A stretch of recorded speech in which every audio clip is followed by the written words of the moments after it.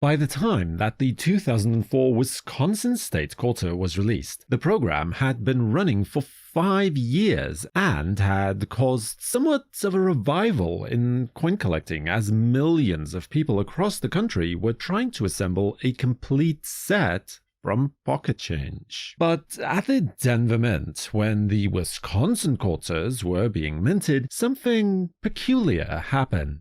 Around December of 2004, it was discovered that Wisconsin quarters were being found that had what looked like additional leaves on the head of corn that appeared on the design. These are today what we're calling the 2004 D Wisconsin extra leaf varieties. These are only found on Denver Mint coins for this issue and come in two distinct varieties, the extra leaf low and extra leaf high varieties. In order to identify either of these two coins, look towards the left of the corn cob, just above the wheel of cheese on the reverse of the coin. On a normal coin, there should be just a single folded over husk that appears on the design. But on these two varieties, there is an extra element added to the design that makes it look like there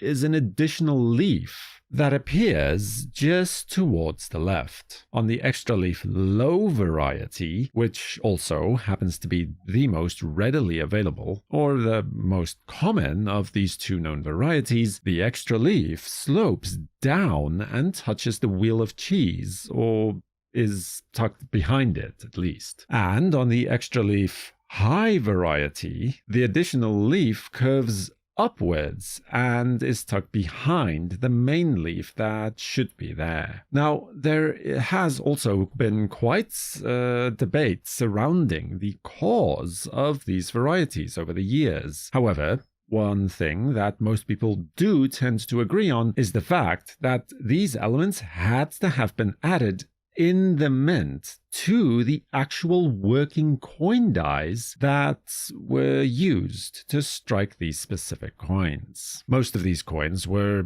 initially discovered in the Tucson and San Antonio areas, with large quantities of them being then discovered in bank-wrapped rolls. Initially, prices for these coins were almost out of control, and with, individual coins selling for the thousands of dollars a piece. Things have slightly normalized since those early heady days though, but the coins are still sought after by collectors and can easily be sold if discovered. And there seems to have been a revival in interest for these coins in the past several years as well, as prices have definitely been trending upwards again, with even raw and circulation grade coins selling for around $80 to $150 today with relative ease. Attractive, graded, and mint state coins are, of course, still representing the prize where